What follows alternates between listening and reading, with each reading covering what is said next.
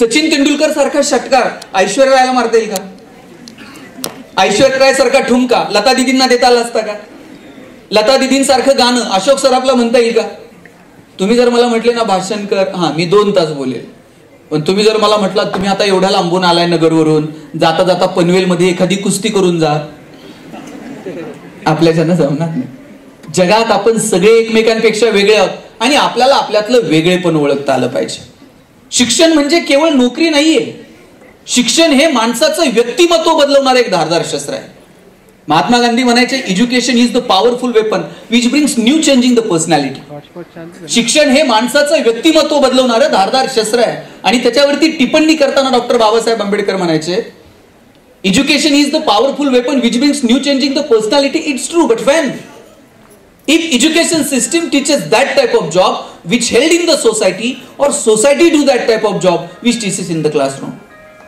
वर्गात जे शिकवलं जातं ते एकतर समाजात घडू दे किंवा समाजात जे घडतंय ते वर्गात शिकवलं जाऊ दे. पण हल्ली वर्गात जे शिकवलं जातं ते समाजात घडताना दिसत नाही आणि समाजात जे घडतंय ते वर्गात शिकवलं जात नाही. लहानपणी आम्ही गाणं म्हणायचो. आता ही बहुतांशी इकडे सगळे इंग्लिश मिडियमला शिकणारी मुलं आहेत. आता यांना माहित आहे की नाही माहित नाही, पण पालकांना किंवा थोडासा मराठी बॅकग्राऊंड असणाऱ्या पोरांना माहित असेल की लहानपणी आम्ही गाणं म्हणायचो. ए रे रे पावसा, माहित आहे तुम्हाला? हा, काय ए रे रे तुला देतो पैसा झाला पाऊस आला ए गे ग तुझे मडके सर आली मडके गेले. हुशार पुढे तिथे आम्ही आमच्या लहानपणी असं गाणं म्हणायचं. मग मी आजोबांना म्हणायचो असं गाणं का म्हणायचं? आजोबा सांगायचे आपला देश कृषी प्रधान आहे, आपल्या देशात पावसाची गरज आहे, लहान मुलांनी अशी गाणी म्हटली पाहिजे, पाऊस आला पाहिजे. म्हणजे बघा ए पोरांनो, एक तरी मुलगी अशी बडबड करते का? ते कॅमेराला लागले हात करायला, यामुळे तुमची लग्न होत नाही. एक तरी मुलगी बघा बरं कशा सिन्सिअरली सगळ्या ऐकतात. तुम्ही पण हुशार आहेत, पण तुम्ही शिक्षणाकडे गांभीर्यानं बघत नाही. आज 10वीचे निकाल बघा, प्रत्येक निकालात मुली पुढे. 10वीला मुली पुढे, 12वीला मुली पुढे, कोणत्याही क्षेत्रात जा मुली आज मुलांपेक्षा 2 पावलं तरी. पोरांना काय राग आला का? राग यायचं काय कारण आहे? त्या किती हुशार असल्या तरी शेवटी तुम्हालाच मिळणार आहेत. फक्त आतापर्यंत चॉईस तुमच्याकडे होता, इथून पुढे मुलींकडे चॉईस असणार आहे. त्या 5-6 जणी अशा पनवेलला येतील कधीतरी सुट्टीला. कोण कुठे कलेक्टर असेल, SP असेल, कोण कुठे तहसीलदार असेल, उद्योग व्यवसायात असेल, सुट्टीला म्हणून पनवेलला येतील. मग एकमेकीला फोन करतील, ए चल जरा मुंबईला जाऊन यायचं. काय ते मुलाचे वडील 2-4 महिने झाले फोन करतायत, मुलगा बघून जा, मुलगा बघून जा.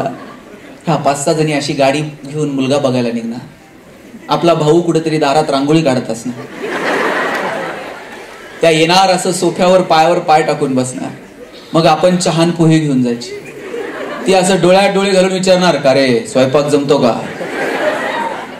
पुरींनी जर होकार दिला तर लग्न जमतील अशी परिस्थिती आहे आज. खरं प्रत्येक गावात जा तुम्ही, 30 ते 35 वयोगटातली किमान 5-50 पोरं बिनलग्नाची आहेत. सोलापूरला साहेब लग्न जमेना म्हणून तरुण पोरांनी कलेक्टर ऑफिसला मोर्चा काढला होता. आता कलेक्टरला एवढंच काम आहे का तुमची लग्न जमवायची?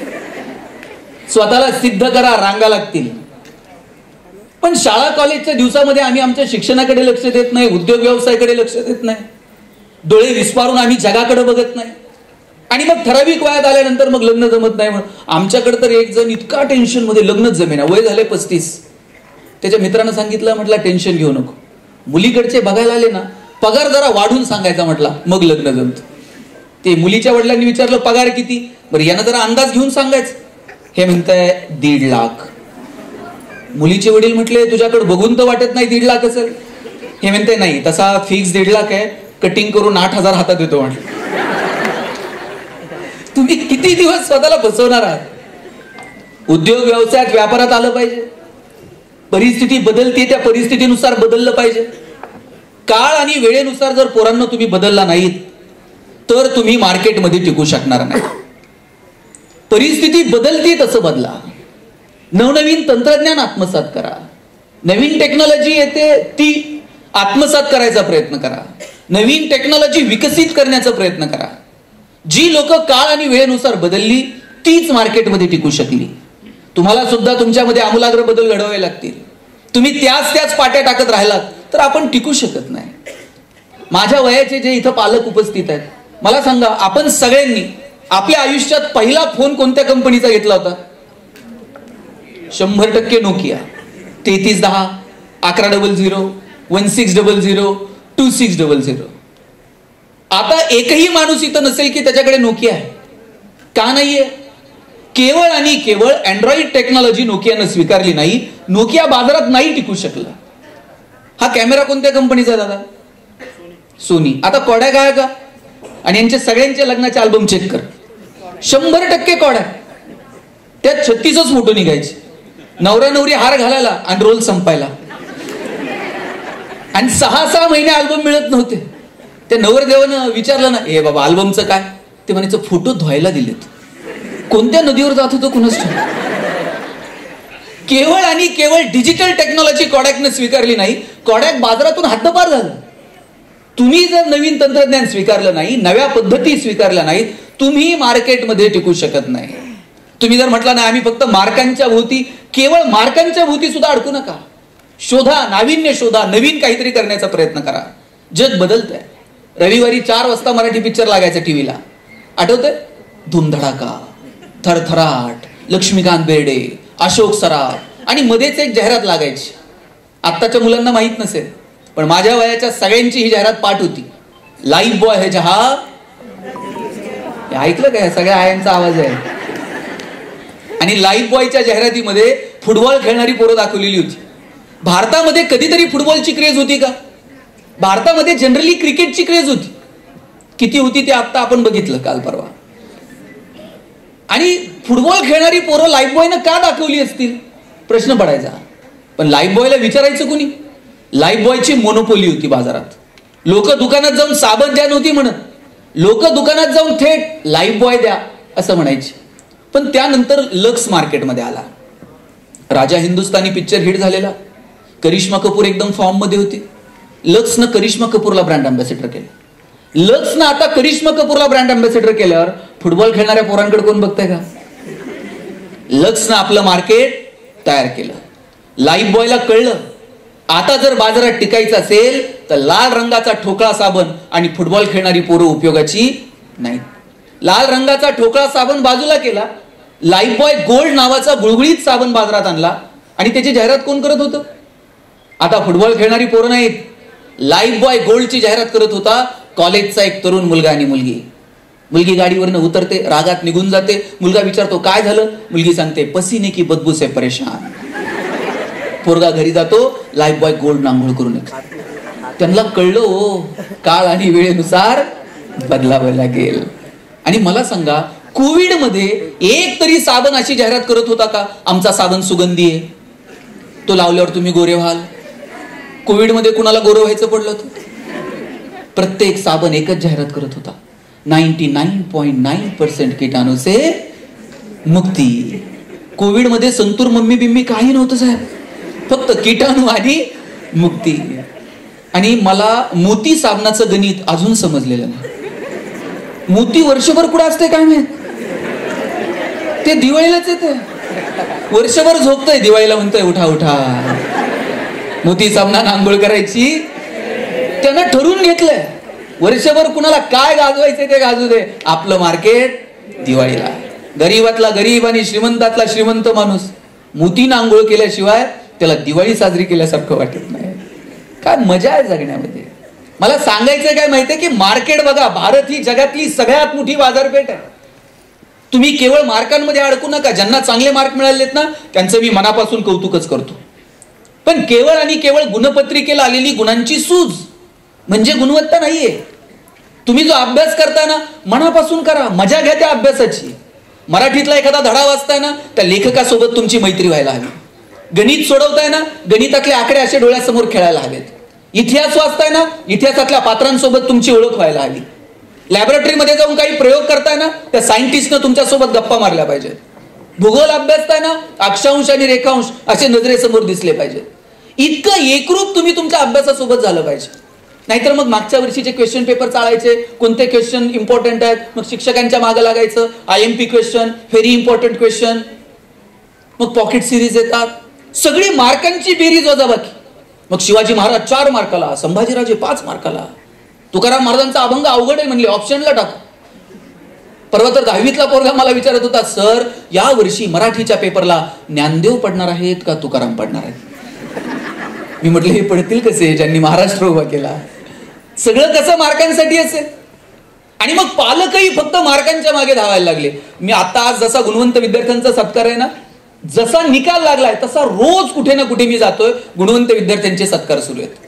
परवा एका कार्यक्रमाला गेलो, पहिल्या 3 रांगा 90 पेक्षा जास्त मार्क मिळवणाऱ्यांच्या, त्याच्या पाठीमागच्या 3 रांगा 80 ते 90 मार्क मिळवणाऱ्यांच्या, आणि मागच्या किमान 50 रांगा 60 ते 70% मार्क मिळवणाऱ्यांच्या होत्या. आता ज्यांना 90 पेक्षा जास्त आहेत ते खुश होते, आपण 90च्या पुढे आहोत. ज्यांना 80 ते 90 होते ना ते एकदम टेन्शन मध्ये, आणि ज्यांना 60-70% होते ना ते 90 वाल्यांपेक्षा खुश होते. ते म्हटले हे 80-90 वालेच एवढे आहेत, आधी यांचं होऊ द्या, काय व्हायचं ते मग बघू आपलं काय करिअर करायचं. आता 80 ते 90 मधले जे पालक होते त्यांना मी जवळ बोलवलं, म्हटलं तुम्ही एवढं टेन्शन काय घेतलं? ते म्हटले पोरानं पार मथुरा पाण्यात घातलं. म्हटलं झालं काय? म्हटलं 1 महिना आधी सांगत होतो जरा जास्त अभ्यास कर, अजून थोडा अभ्यास केला असता 90च्या रांगेत बसलं असतं की नाही. म्हटलं किती पडले? म्हटले सांगायसारखे सुद्धा नाहीत. म्हटलं काहीतरी आकडा असेल. ते म्हटले 89 पॉइंट समथिंग काहीतरी आहेत. आता त्या मुलाला 89% मार्क आहेत याचा आनंद पालकांना नाही, पण त्याला 90 मिळू शकले नाहीत याचं मात्र दुःख आहे. मग मी दोघा नवरा बायकोला विचारलं, तुम्हाला 10वीत किती होते? दोघांच्या मार्काची बेरीज केली तरी 90 होत नव्हती, आणि त्यांना टेन्शन याचं होतं पोराला 90 मिळू शकले नाही. याचा अर्थ मार्क मिळू नका या मताचं मी नाहीये. नाहीतर तुम्ही म्हणाल आमदार साहेबांनी चांगला माणूस बोलवलाय, मार्क नाही काय नाही काय नाही. मार्क जरूर मिळवा, पण केवळ मार्क म्हणजे करिअर नाहीये. तुम्ही डोळे विस्पारून जगाकडे बघितलं पाहिजे. इथं 9वी-10वीची काही मुलं असतील, तुमच्या वयातली मुलं काय शिकतायत जगभरात? जगभरातली 25-26 विद्यापीठं भारतात येऊ बघतात. तुमची माझी कॉम्पिटिशन पनवेल, रायगड, मुंबई, पुणे इथपर्यंत मर्यादित नाहीये. 93-95 ला आम्ही गॅट करार स्वीकारला, खुलं आर्थिक धोरण स्वीकारलं. हे जग एक छोटंसं खेडं होऊन बसलंय. चायनाला कळतंय भारत ही जगातली सगळ्यात मोठी बाजारपेठ आहे आणि आपण ती वापरली पाहिजे.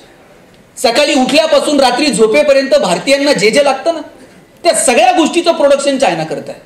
जपानला कळतंय भारतात आणून काय विकायचं, अमेरिकेला कळतंय भारताच्या बाजारपेठेचा कसा वापर करायचा. पण दुर्दैवानं आम्हाला समजत नाहीये की भारत ही जगातली सगळ्यात मोठी बाजारपेठ आहे आणि आम्ही आमच्या पोरांना उद्योग, व्यवसाय, व्यापार याकडे आकर्षित केलं पाहिजे. काय होतं दुबईमध्ये 84-85 पर्यंत साहेब फक्त तेलाचे पैसे होते, पण proper utilisation of the resources. आज जगातला सगळ्यात बिझिएस्ट एअरपोर्ट दुबई, जगातला सगळ्यात प्रॉफिएस्ट मॉल दुबई. पर्यटनाच्या क्षेत्रामध्ये दुबईनं जगाला स्वतःकडे आकर्षित केलं. आम्ही का जगाला आमच्याकडे आकर्षित करू शकलो नाही? तुम्ही कधी जेजुरीला आलात? जेजुरी गडावर गेलो होतो मी. कॉलेजचे 4-5 पोरपुरी आलेले आणि फोटो काढत होते गडाचे. मी म्हटलं काय करता रे फोटो बिटो काढून, सेल्फी स्टेटस? म्हणले दादा फोटो काढून काय करता? किती दिवस बॅनर लावायचे, चलो दुबई चलो सिंगापूर. म्हटलं मग? म्हटलं मी दुबईत बॅनर लावणार आहे, चलो जेजुरी. दुबईतली लोक जेजुरीत आणतो का नाही बघा म्हटलं. आणि म्हटलं आणून करणार काय? काय नाही म्हणला, खालून वर गडावर त्यांना पाय घेऊन जाणार आणि एकदा का ते घामाघूम झाले मग त्यांना लेक्चर देणार किती कॅलरीज बर्न झाल्या. आणि रात्री म्हणला 2-2 हजार रुपये तिकीट काढून त्यांना जागरण गोंधळ ऐकायला लावतो का नाही बघा म्हटलं. मला भारी वाटलं की काही पोरं चौकटीच्या पलीकडे जाऊन काम करायला तयार आहेत. आपल्याला सुद्धा आपलं नाणं बाजारात वाजून खणखणीत विकता आलं पाहिजे. मार्केटिंगच्या विशेष प्रणाली तुम्ही आत्मसात केल्या पाहिजेत. नवनवीन मार्केटिंगच्या प्रणाली तुम्ही विकसित केल्या पाहिजेत. आणि आपल्याला आपलं नाणं वाजून बाजारात विकता येईल का याच्यासाठी तुम्ही प्रयत्न केले पाहिजेत. तर मला वाटतं आपण चांगलं करिअर करू शकू. म्हणून शोधा तुम्ही सगळे एकमेकांपेक्षा वेगळ्या. काय परिस्थिती आहे महाराष्ट्राची उद्योग व्यवसायाच्या संदर्भानं? टायरवाले केरळचे, किराणा व्यवसायात पटेल, हार्डवेअरची दुकानं बोरींची, बांधकाम व्यवसायात युपीचे लोक, गवंडी सगळे बिहारचे, सुतारकामात राजस्थानी, हॉटेल सगळी दक्षिणात्यांकडे, चायनीजच्या गाड्या पूर्वांचलचे तरुण चालवतात. बरं त्याला संविधानाने अधिकार दिलाय कोण कुठेही जाईल, कष्ट करील, पोडू. आम्ही कुठे आहोत? आम्ही फक्त नोकऱ्यांच्या रांगांमध्ये उभे आहोत. आमच्याकडे तर एक बाग आहे, पोरींनो, बागेमध्ये 1 क्लर्कची जागा भरायची होती. किती जागा होत्या? तुम्ही जागेत का? बागेमध्ये किती क्लर्कच्या जागा भरायच्या होत्या? 1000 पोरांनी ऍप्लिकेशन केलं. किती लोकांनी ऍप्लिकेशन केलंय? आणि जागा किती आहे? आता नोकरी किती जणांना मिळणार? एकालाच मिळणार. 999 घरी जाणार आहेत. एका पोराचं सिलेक्शन झालं, त्याला अपॉइंटमेंट लेटर साईन करून देणार. त्याच वेळेला बागेतला शिपाई पळत आला. म्हटलं काही करा पण याला नोकरी देऊ नका. म्हटलं काय झालं? म्हटलं बागेतलं गोरीला माकड मेलंय. आता गोरीलाच नाही तर लोक कशी येतील? लोक आली नाही तर याचा पगार करायचा कशातनं? काही करा पण याला नोकरी देऊ नका. या पोरानं बागेतल्या मॅनेजरचे पाय पकडले. म्हटलं साहेब मी पडेल ते काम करेल पण नोकरी तेवढी द्या. बागेतला मॅनेजर म्हणला गोरीला नाही तोपर्यंत नोकरी देऊ शकत नाही. पोरगा म्हटला तुम्ही सांगाल ते काम करतो पण तोंडात आलेला घास असा काढू नका. पोरगा म्हटला मी पडेल ते काम करेल. मॅनेजरनं सांगितलं एक काम कर, तुला नोकरी क्लर्कची देतो, तुला फॅसिलिटीज क्लर्कचा देतो, तुला पगार क्लर्कचा मिळेल, पण जोपर्यंत बागेत गोरीला येत नाही तोपर्यंत तुला काम मात्र गोरीलाचं करावं लागेल. पोरगा म्हटला पगार आहे ना, मग गोरीला तर गोरीला. रोज यायचा, गोरीलाचे कपडे घालायचा आणि पिंजऱ्यात जाऊन उभा राहायचा. लोक यायची, शेंगा बिंगा खायला घालायची. म्हणला मजा आहे, पगार चालू आहे, डेली अलाउन्स पण सुरू आहे. एक दिवशी तुमच्यासारख्या शाळेतल्या मुला मुलींची ट्रिप आली आणि त्या पोरापोरींकडे बघून हे जोरजोरात उड्या मारायला लागलं आणि उड्या मारता मारता चुकून वाघाच्या पिंजऱ्यात जाऊन पडलं. आता वाघाच्या पिंजऱ्यात पडल्यावर म्हटलं नोकरी गेली तरी चालेल, जीव वाचला पाहिजे. जीव वाचावा म्हणून जोर जोरात ओरडायला लागला, वाचवा वाचवा. याच्या आवाजानं झोपलेला वाघ जागा झाला, चवताळून याच्या अंगावर धावून आला आणि हातावर हात ठेवून म्हटला ओरडू नको नाही तर दोघांची नोकरी जाईल.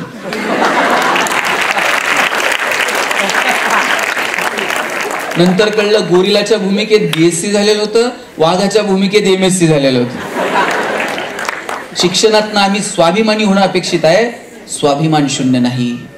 तो स्वाभिमान तुमच्यामध्ये आहे का? आणि स्वाभिमान आत्मविश्वास असण्यासाठी गरजेचं आहे ते ज्ञान, गरजेचे आहे ती कौशल्य, आणि ती विकसित करण्यासाठी तुम्ही शाळा महाविद्यालयाच्या जीवनामध्ये स्वतःकडे कॉन्सन्ट्रेट करता का? कधीतरी स्वतःच्या अंतर्मनात डोकावून बघता का? उद्योगात या, व्यवसायात या, व्यापारात या, खणखणीत नाणं बाजारात वाजून विकायला शिका. वेफरचं एक पॅकेट किती रुपयाला अंतर आहे? 5 रुपये, 10 रुपये. 5 रुपयाला एक छोटंसं वेफरचं पॅकेट मिळतं. आणि बटाटे जर विकत आणायला गेलात बाजारात 5 रुपये, 10 रुपये, 20 रुपये किलोनं बटाटा मिळतो.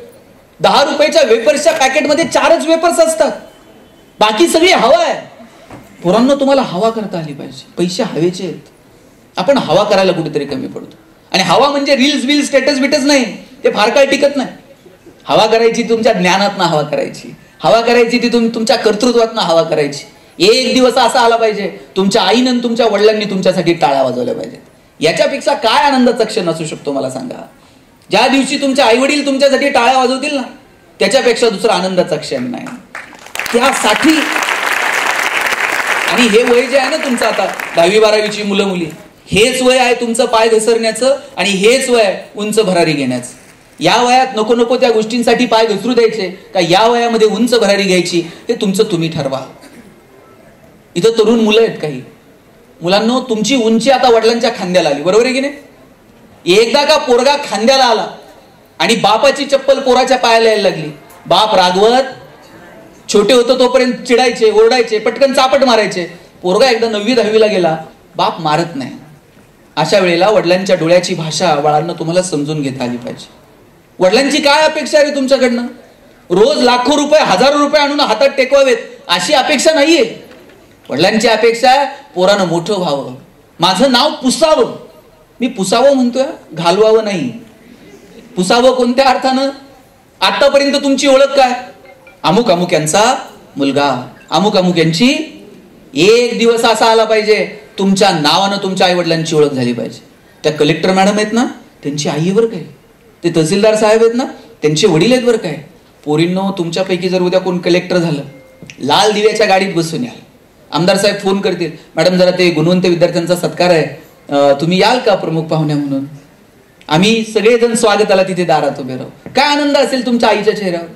पोरांनो उद्यापैकी तुमच्यापैकी जर कोण पोलीस अधीक्षक झाला, अशी पाटी लागलेली असते, पोलीस अधीक्षक रायगड ग्रामीण, खांद्यावरती इथं राजमुद्रा असते. आणि याच्यासाठी तुम्हाला करायचंय काय? इकडचा डोंगर उचलून तिकडे ठेवायचा नाही, तिकडचा डोंगर उचलून इकडे ठेवायचा. आयुष्यातली 5-10 वर्ष फक्त गांभीर्यानं शिक्षणाकडे बघायचं. बरं, मी म्हणत नाही सगळेच प्रशासनात येतील. उद्योग, व्यवसाय, राजकारण, समाजकारण, कला, क्रीडा, साहित्य अशी अनेक क्षेत्र तुमच्यासाठी खुली आहेत. कोणत्याही क्षेत्रात स्वतःला झोकून द्या. मला अमिताभ बच्चनचं हेवा वाटतं. किती वय आहे बच्चन साहेबांचं? 83-84 वय असेल आता. आकाशवाणीमध्ये आता सर जसं निवेदन करत होते ना कार्यक्रमाचं, तसं आकाशवाणीमध्ये निवेदक पदाची नोकरी मिळावी म्हणून बच्चन साहेब इंटरव्ह्यूला गेले होते. आणि आवाज चांगला नाही म्हणून बच्चन साहेबांची नोकरी नाकारली होती. आवाज चांगला नाही म्हणून ज्याची नोकरी नाकारली तेच बच्चन आज आवाजाच्या जोरावर बॉलिवूडचा शहनशाह बनून मिरवतो. काय करिअर आहे हो. आजही ताई तुम्ही टीव्ही लावा, 10 मिनिटाला बच्चन टीव्हीवर आहे. कोण बनेगा करोडपती मधून पैसे कमवायला लावतंय. मिळवलेल्या पैशातून कल्याण ज्वेलर्स मध्ये जाऊन सोनं खरेदी करायला सांगताय. खरेदी केलेलं सोनं मुथूट फायनान्स मध्ये टाकून कर्जही तेच काढायला लावतंय. आणि कर्जाचे हप्ते फेडताना आले, नवरत्न तेल पण त्याच्याकडेच आहे. थंडा थंडा कुठं नाही बच्चन, मला सांगा. काय भन्नाट करिअर केले लोकांनी. झोकून द्या तुम्ही स्वतःला करिअरसाठी आणि ठरवा तुम्हाला नेमकं काय करायचंय. मुलींनो, तुमच्या वडिलांचं तर तुमच्यावर विशेष प्रेम आहे. माझा दावा आहे, वडिलांचं जेवढं प्रेम मुलावर असतं ना, त्याच्यात थोडं तरी जास्त प्रेम बापाचं त्याच्या मुलीवर असतं. ज्या दिवशी मुलगी जन्माला येते ना, त्या दिवशी वडिलांच्या मनात 2 विचार चमकून जातात. एक मुलीचं शिक्षण आणि दुसरं मुलीचं लग्न. 1-1 रुपया बाप बाजूला काढून ठेवत असतो. स्वतः फाटलेली तुटलेली चप्पल घालत, पण पोरीला मात्र शाळेत जायला चांगले शूज घेऊन देईल. बाप फाटलेलं बनियान घालत, पण पोरीला मात्र कॉलेजला जायला चांगला ड्रेस घेऊन देतो. बाप सायकलवर कामाला जातो, पण पोरीला मात्र कॉलेजला गाडी घेऊन देईल, बसचा पास काढून देईल, तिला रिक्षा लावून देईल, तिला हॉस्टेलची सोय करेल. किती प्रेम असतं वडिलांचं तुमच्या. 10 मिनिट जर तुम्हाला कॉलेजवरून यायला उशीर झाला ना, 10 मिनिटात 10 वेळा बाप आईला विचारतो, ए कुठपर्यंत आली बघ, तिला फोन कर. पुरीच्या लग्नात तर बाप असा फेटाबिटा घालून मिरवत असतो. दिवसभर बापाची मान उंच असते. कन्यादान झालं ना, मग बाप मान खाली घालतो. जावायच्या हातात हात देतो लेकीचा आणि सांगतो, तळ हाताच्या फोडासारखी जपली, सांभाळून घ्या. दिवसभर वडिलांच्या डोळ्यात एक थेंब येत नाही पोरींनो. पण तुमची गाडी एकदा निघून गेली ना, खांबाच्या पलीकडे जाऊन एकटाच रडतो तो बाप असतो. कधीच बापाची मान शर्मेनं खाली जाईल असं वागायचं नाही. वडिलांना अभिमान वाटला पाहिजे, अरे वा काय माझ्या मुलीनं कर्तृत्व करून दाखवलं, इतकं चांगलं काम करा. हे आयुष्य परत कधीच मिळणार नाही. तुम्ही सगळे एकमेकांपेक्षा वेगळे आहात. ज्या दिवशी तुम्हाला तुमच्यातली स्ट्रेंथ सापडेल आणि तुमच्या आई वडिलांना वाटेल ना की माझ्या मुलामुलींनी चांगलं कर्तृत्व केलं, मला वाटतं तीच यशस्वी जीवनाची पावती आहे. आणि म्हणून शोधा आई वडील. आज मी पाटील साहेब मला सांगत होते, फार वेगवेगळ्या भागातनं पनवेलमध्ये लोक येऊन सेटल झाली. कोण सातारा, सांगली, कोल्हापूर, नगर, पारनेर, तर आमचं निम्म पारनेर इथे. हे कशाला आले? तुमच्या वडिलांना विचारा बरं, किती साली आले, कसे आले. दुष्काळी भागामध्ये तिकडे संधी मिळाल्या नाही म्हणून आपलं आई वडील घरदार सगळं सोडून इथं सेटल झाले. एका रूम मधून यांनी यांचे संसार सुरू केले. पोटाचं खळगं भरण्यासाठी एवढ्या लांब आपले आई वडील इथं आले. आता कुठेतरी 1 रूम किचन मध्ये, मग कुठेतरी 1 BHK मध्ये, आता कुठेतरी 2 BHK. 1-1 रुपया बाजूला टाकून पोरांनी तुमच्या आई बापानं फार कष्टानं इथं दिवस काढले. कोण गाव सोडून येतं मग कशासाठी येतं माहितीये? पोटासाठी, आपल्या संसारासाठी, लेकरा बाळांसाठी, आपल्या मुलांना चांगल्या संधी मिळाव्या त्याच्यासाठी आपले आई वडील ह्या भागामध्ये आले. आपल्या आई वडिलांची स्वप्न साकार व्हावीत याच्यासाठी बाळांनो मनापासून काम करा. वडिलांना जर बघायचंय ना, असं समारंभात नटलेला थटलेला बाप नाही बघायचा, फेटाफेटा घातलेला. संध्याकाळी ट्रेन मधून वडील जेव्हा दमून घरी येतात आणि शर्ट काढून असा खुंटीला अडकवतात, तेव्हा बापाच्या फाटलेल्या बनियनकडे बघा. रात्री बाप जेव्हा झोपतो तेव्हा त्याच्या भेगा पडलेल्या पायांकडे बघा. दिवसभर आई जेव्हा दमते आणि संध्याकाळी किचन वाटा वगैरे आवरायला लागते तेव्हा तिच्या चेहऱ्याकडे बघा. सकाळी उठल्यानंतर कितीही रात्री उशिरा झोपू दे, सकाळी टिफिनसाठी जेव्हा आई 4-4:30 वाजता उठते तेव्हा तुम्ही तुमच्या आईच्या चेहऱ्याकडे बघा. बाळांनो, तुम्ही दमून बघू, तुम्ही शाळेतनं आल्याबरोबर दप्तर असं फेकून देता. आई पहिला प्रश्न तुम्हाला काय विचारते? टिफिन खाल्ला का? बघू तुझा टिफिन संपवला का? रात्री झोपताना आई काय विचारते? बाळा उद्या काय बनवायचं रे टिफिनला? किती प्रेम आहे. एवढं प्रेम, जे प्रेम आई वडील तुमच्यावर करतात ना, एवढं प्रेम जगात दुसरं तुमच्यावरती कोणी करू शकत नाही. म्हणून तुमच्या आई बापाला हेवा वाटेल ना असं काम करा. तुम्ही विठ्ठल लहाने नाव ऐकलंय का? लातूरला आहेत आणि प्लास्टिक सर्जन आहेत. ते त्यांचं एक भाषण ऐकलं होतं. ते म्हटले मी छोटा होतो आणि माझी आई मला म्हटली शेजारच्या मावशीची साडी घेऊन ये. मी शेजारच्या मावशीची साडी आणली आणि आईला दिली. आईला विचारलं, आई शेजारच्या मावशीची साडी का मागितली ग?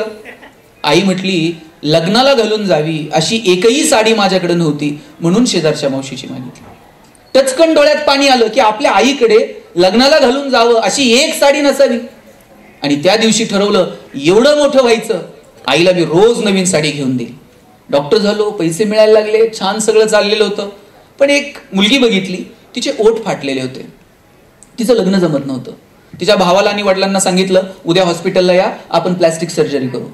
डॉक्टर साहेब आमच्याकडे एवढे पैसे नाही आहेत, ही नटनट्यांची कामं. अहो पैसे नाही लागणार, तुम्ही या तर हॉस्पिटलला.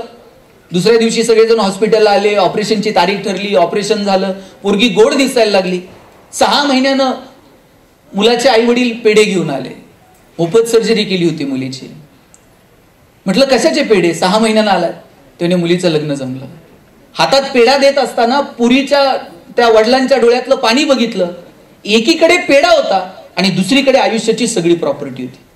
ही सगळी प्रॉपर्टी पेढ्याच्या समोर खुजी वाटायला लागली आणि ठरवलं रोज 4 तरी पेढे कमवायचे.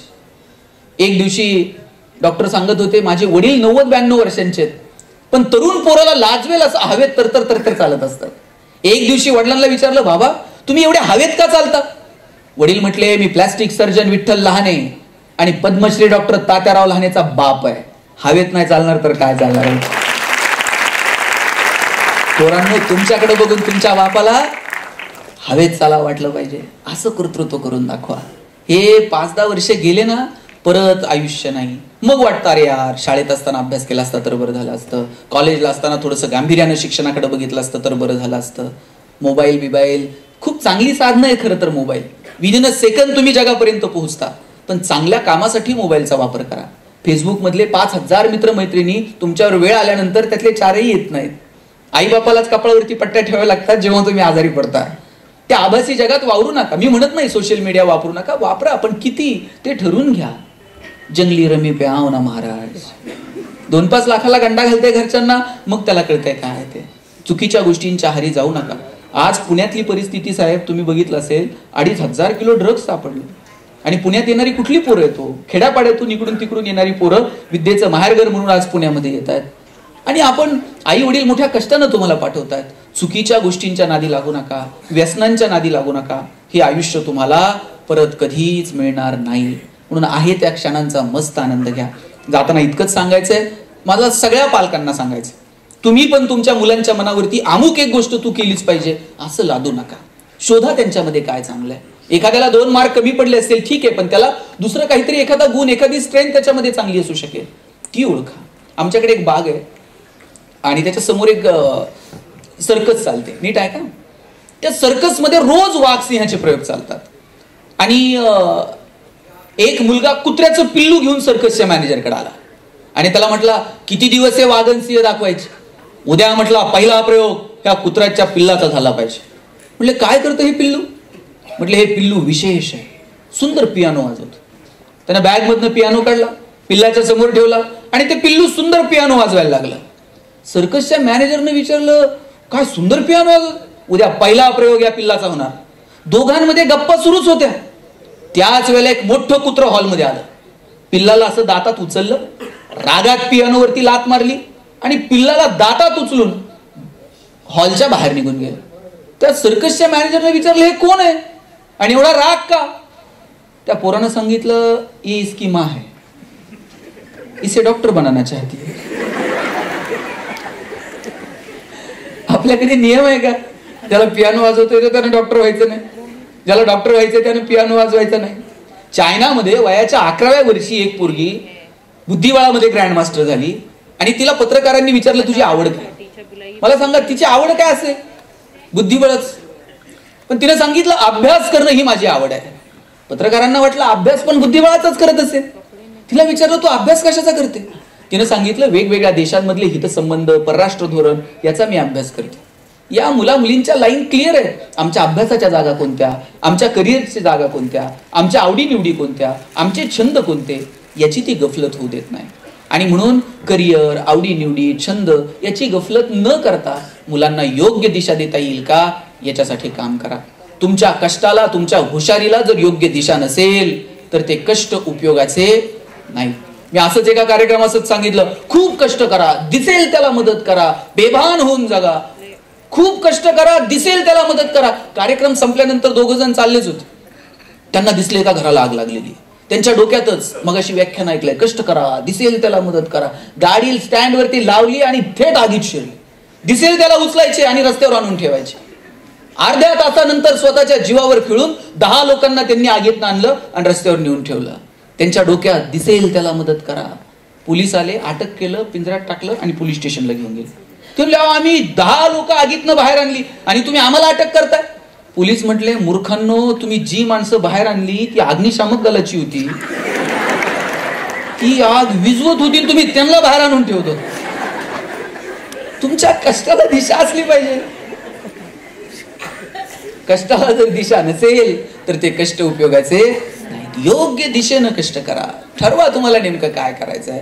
12 तास 18 तासच अभ्यास केला पाहिजे असं नाही. प्लॅनिंग करा तुम्ही तुमच्या अभ्यासाचं. मी या वेळेत खेळणार आहे, या वेळेत टीव्ही बघणार आहे, या वेळेत मला वाचायचंय काहीतरी. माझं सगळ्या पालकांना सांगणं आहे, मुलांना चांगली व्याख्यान ऐकायला घेऊन जा, चांगल्या कीर्तन प्रवचनांना न्या, चांगले चित्रपट मुलांना दाखवा, चांगल्या वेब सिरीज मुलांना बघू द्या, चांगली पुस्तकं द्या. आपल्या घरात किती जणांच्या घरी लायब्ररी आहे बरं स्वतःची, जिच्यात किमान 25-50 पुस्तक आहेत आपल्या घरात? वा, काही लोक आहेत. तुम्ही तुमच्या मुलांना चांगली पुस्तकं द्या बाजारातून आणून आणि स्वतःही वाचनाची आवड निर्माण करा. वर्तमानपत्र किती जणांच्या घरी येतं? मोजकी माणसं आहेत की ज्यांच्या घरी आणि ज्यांच्या घरी येतं त्यातले किती जण अग्रलेख वाचतात? आम्ही अग्रलेख तर वाचतच नाही. आम्ही पहिली बातमी एक, शेवटची बातमी, मधल्या पानावरती राशी भविष्य आणि रेसिपी, विषय संपला. वाचायला शिका. चांगल्या चित्रपटांना मुलांना घेऊन जा. सॅम बहादूर पिक्चर किती जणांनी बघितलाय? आता शेवटचे 2 मिनिट. माहित तर आहे का सॅम बहादूर येऊन गेला पिक्चर? फील्ड मार्शल मानेकशॉ यांच्या आयुष्यावरती हा चित्रपट आला होता. फील्ड मार्शल मानेकशॉ म्हणजे ज्यांनी भारत, पाकिस्तान, बांगलादेश या सगळ्या ह्याच्यात खूप महत्वाची भूमिका बजावली. त्यातला एक किस्सा सांगतो. तुम्ही कितीही मोठे व्हा पण तुम्ही जमिनीवर असलं पाहिजे. त्या चित्रपटात एक सीन दाखवलेला आहे की एक ज्युनियर ऑफिसर नजर चुकीनं सिनियरला सॅल्यूट करत नाही आणि मग सिनियर त्याला शिक्षा करतात की नाही, तू मला सॅल्यूट केला नाही ना, आता तू मला 1000 वेळा सॅल्यूट करायचा. तो ज्युनियर सिनियरला 1000 वेळा सॅल्यूट करत असतो आणि तिथून मानेकशॉ चाललेले असतात. मानेकशॉ विचारतात, हे काय चाललंय? म्हणे, हा ज्युनियर आहे, यानं मला सॅल्यूट केला नाही सर, म्हणून मी याला शिक्षा दिली आहे, यानं मला 1000 वेळा सॅल्यूट करायचा. सर, मानेकशॉ म्हणतात, आर्मीमध्ये शिस्त लागते, शिस्तीशिवाय आर्मी चालत नाही. मी दिलेली शिक्षा अगदी योग्य आहे, यानं तुम्हाला 1000 वेळा सॅल्यूट केलाच पाहिजे. पण आर्मीत दुसरा पण एक नियम आहे. म्हणे काय? सॅल्यूटचा स्वीकार हा सॅल्यूटनच करायचा असतो. काय जगली हो ही माणसं. मानेकशॉ आर्मी हॉस्पिटलमध्ये ऍडमिट होते, बेडवरती असं झोपलेले होते, फारसं हलताही येत नव्हतं. आणि अब्दुल कलाम साहेबांना कळलं की आर्मी हॉस्पिटलला मानेकशॉ ऍडमिट आहे. भेटायला गेले. प्रेसिडेंट होते, राष्ट्रपती होते आणि एका स्टूलवरती जाऊन बसले. सगळी चौकशी केली आणि जाताना म्हटले, फील्ड मार्शल, तुमची काही तक्रार आहे का? तुम्ही आर्मी हॉस्पिटलमध्ये ऍडमिट आहात. मानेकशॉ म्हटले, प्रेसिडेंट, माझी एकच तक्रार आहे. म्हणे काय? देशाचे राष्ट्रपती समोर उभे असताना मी आता उठून उभं राहून तुम्हाला सॅल्यूट करू शकत नाही, एवढीच माझी तक्रार आहे. तुम्ही कितीही मोठे व्हा पण तुम्ही कायम जमिनीवर असलं पाहिजे. मस्त जगा, छोट्या छोट्या क्षणांचा आनंद घ्या, झोकून द्या स्वतःला आणि ठरवा तुम्हाला नेमकं काय करायचंय. मार्क जरूर मिळवा पण केवळ मार्कांमध्ये न अडकता तुम्ही तुमच्या अभ्यासाचा मनापासून आनंद घ्या. पालकांना ही विनंती करायची आहे, मुलांना 2 मार्क एखाद्या विषयात कमी पडले तरी चालतील, पण मुलांना चांगला विचार आणि चांगला संस्कार आपण देतो का याच्याकडे लक्ष द्या. मुलांना चांगली पुस्तकं वाचायला द्या. पोराच्या वाढदिवसाला जर बाप त्याला बंदूक घेऊन जाते, पोरगा असलं पुढचं ते बापाला मारल्याचं नाटक करतं, बाप मेल्याचं नाटक करतो, त्यात आईला हसायला येतं, कुठल्या विकृतीकडे घेऊन चाललं. चांगली पुस्तकं वाचली पाहिजेत, आपल्या मुलांना दिली पाहिजेत, मुलांची आणि चांगल्या लोकांची ओळख करून दिली पाहिजे, त्यांच्याबरोबर चर्चा घडून आणल्या पाहिजेत, मुलांच्या सर्वांगीण विकासासाठी प्रयत्न करता येईल का, मला वाटतं याची काळजी घ्या. आणि ज्यांची ज्यांची परिस्थिती, आर्थिक परिस्थिती बेताची आहे, त्यांच्यासाठी शेवटचा 1 मिनिट सांगतो आणि थांबतो. अजिबात रडायचं नाही आयुष्यामध्ये. आपण गरिबीत जन्माला आलो, आपली चूक आहे का? गरिबीत जन्माला आलो, आपली चूक नाही. पण आपण जर गरिबीत मेलो तर ती मात्र आपली चूक आहे. गरिबीत मरायचं नाही. कुणी जर म्हणत असेल ना 1 रुपया वर जात नाही, पैशाचं काय, पैशाला कोंबडी खात नाही, हे असलं सांगून तरुण पोरांना अकार्यक्षम बनवण्याचा धंदा कुणी करू नये. उलट तरुण पोरांना सांगा, अर्थकारण मजबूत ठेवा, जेवढे पैसे कमवता येतील तेवढे कमवा. फक्त तुकोबरायांचं एक विधान लक्षात ठेवायचं, जोडून या धन उत्तम व्यवहार आहे. आमचा व्यवहार उत्तम असला पाहिजे. आजच्या जगात जर मला कुणी विचारलं चांगला माणूस कोणता, ज्याचा व्यवहार चांगला तो माणूस चांगला. सिबिल बिबिल रेकॉर्ड बिकॉर्ड हे आपलं चांगलं असलं पाहिजे. तुमचा व्यवहार उत्तम ठेवा आणि मजबूत पैसे कमवा. मिळवलेल्या पैशांचा आनंद पण घ्या बरं का. काहींकडे एवढे पैसे आहेत, प्रथम पैशाचा आनंद घेत नाहीत. आमच्याकडे तर एक जण सोन्याची वीट आहे त्याच्याकडं, आणि घरात पुरून ठेवली. दर रविवारी उठतंय, उकरतंय, हाय का नाही बघतंय, परत पुरून ठेवतंय. मागच्या रविवारी उठला, उकरलं, वीट गेली ना चोरीला. पोलीस स्टेशनला गेला, म्हणला माझी सोन्याची वीट चोरीला गेली. पोलीस म्हणले तुझ्याकडे बघून तर वाटत नाही तुझ्याकडे सोन्याची वीट असं. हे म्हणते नाही, माझ्या आजोबांनी माझ्या वडिलांना दिली, वडिलांनी मला दिली. आणि तू काय? म्हणले मी काय नाही, मी पुरून ठेवली होती. दर रविवारी उठायचो, उकरायचो, हाय का नाही बघायचो, परत पुरून ठेवायचं. पोलीस म्हणले एवढंच आहे ना, उद्या ये, तुझी वीट देऊन टाकू, सापडून ठेवतो. दुसऱ्या दिवशी आनंदानं गेला, पोलिसांनी त्याच्या हातात दगडाची वीट दिली. हे म्हणते माझी सोन्याची होती आणि तुम्ही दगडाची देताय. पोलीस म्हणले सोन्याची असू नाही तर दगडाची, तुला काय घेणं आहे, तुला काय करायचंय? जर तुला पुरूनच ठेवायची आणि उकरूनच बघायची, तिचा उपयोग आहे का? तुमच्याकडे जे आहे ते योग्य ठिकाणी खर्च करण्याची दानत ठेवा. मस्त जगा, आयुष्यातल्या छोट्या छोट्या क्षणांचा आनंद घ्या. बाळाराम पाटलांचे आणि माझे 2005-06 पासूनचे अतिशय मैत्रीपूर्ण संबंध आहेत. माझं कुटुंब, मी कुठल्या फॅमिलीतनं आलोय, हे सगळं त्यांनी जवळून बघितलंय. पोरांनो, माझे वडील शिक्षक. ज्या कॉलनीत मी राहायचो ना, त्या कॉलनीमध्ये सगळ्यांची घरं स्लॅबची होती, फक्त आमचं एकटंच घर पत्र्याचं होतं. मी माझ्या आईला म्हणायचो, आई सगळ्यांची घरं स्लॅबची आणि आपलंच पत्र्याचं का? आई म्हणायची तुझे वडील शिक्षक आहेत म्हणून घर पत्र्याचं. मी म्हणायचो शासनाचा JR आहे का शिक्षकांनी स्लॅबची घरं बांधायची नाही? ती म्हणायची कारट्या नशिबवान आहेस, तू पत्र्याच्या घरात जन्माला आला. मी म्हणायचो का? ती म्हणायची बघ, घर गरम व्हायला लागलं का तुला कळतं, आता उन्हाळा सुरू झालाय. घर गळायला लागलं का तुला कळतं, आता पावसाळा सुरू झाला. शेजारच्या स्लॅबच्या घरात उन्हाळा कळत नाही, पावसाळा कळत नाही. खास ऋतूंची ओळख व्हावी म्हणून भूगोल शिकवणाऱ्या तुझ्या बापानं असलं मॉडेल उभं केलं. पैसे नव्हते पण आनंद मात्र भरभरून होता. पुण्यात शिकायला आलो, MBA ला ऍडमिशन घेतलं. आई नगरवरनं जेवणाचा डबा पुण्यात पाठवायची आणि सकाळी 9:30 वाजता शिवाजीनगरच्या स्टँडला एसटीनं डबा यायचा. 9:30 वाजता जर पुण्यात डबा येत होता, आईनं 6च्या गाडीनं पाठवलं असेल. 6च्या गाडीला जर आईचा डबा तयार होता, आई 4 वाजता उठली असेल, पीठ मळलं असेल, भाकर थापली असेल, तिच्या हाताचा स्पर्श पिठाला झाला असेल. 2 वर्षात चतकोर सुद्धा भाकर मी फेकून दिलेलं मला आठवत नाही. आणि डबे यायचे ते फडकेत यायचे आणि फडकेत चिठ्ठी असायची, पोरांनो डबे खा, फडके जपून ठेवा. फडके जपून ठेवायचे. शनिवारी ते फडके परत नगरला जायचे आणि सोमवारी परत त्या फडक्यांमध्ये डबे यायचे. पैसे नव्हते पण आनंद मात्र भरभरून होता. तो आनंद आपल्याला घेता येईल का याची काळजी घ्या. सुंदर आयुष्य आहे ते मस्त जगत राहा. मी एक सुख नावाचं पुस्तक लिहिलं, त्याच्यावर पहिलं वाक्य लिहिलं होतं, no once more, no retake for any moment, so keep smiling. आयुष्याच्या चित्रपटाला रिटेक नाही, आयुष्याच्या गाण्याला वन्स मोर नाही. तुम्हाला वाटलं माझं भाषण पुढे ढकलावं, ढकलता येणार नाही. घरी गेल्यानंतर वाटलं परत ऐकावं, ऐकता येणार नाही. आयुष्याचा कोणताही क्षण पुढे ढकलता येत नाही आणि आयुष्याचा कोणताही क्षण रिव्हर्स करून बघता येत नाही. जे क्षण वाट्याला आले ते आनंदाने जगायचे आणि मस्त हसत राहायचं. मी आल्यापासून 2-3 बघतोय, हसलेच नाही. ते हसं वाटलं तरी शेजारी बघते, ते हसतोय का? बरं, माणसालाच हसता येते, जनावरांना हसता येते का? ताई, तुम्ही गोठ्यात गेलाय आणि एखाद्या म्हशीनं छान स्माइल दिली, असं झालंय कधी? म्हैस म्हणते का प्लीज वेलकम इन गोठा? साहेब, तुम्ही कधी गाढवाला हसताना बघितलंय? ज्या दिवशी गाढव हसायला सुरू कराल त्या दिवशी समजायचं गाढवाचा प्रवास मानवत्वाकडे सुरू झाला. आणि ज्या दिवशी माणूस हसायचं बंद करेल त्या दिवशी समजायचं माणसाचा प्रवास तुमचं तुम्ही काय असेल ते ठरवा. आपण मला बोलवलं, ऐकलं, त्याबद्दल तुम्हाला सगळ्यांचे मनापासून आभार मानतो. No once more, no retake for any moment. So please please please dear friends, keep smiling. Thanks lot.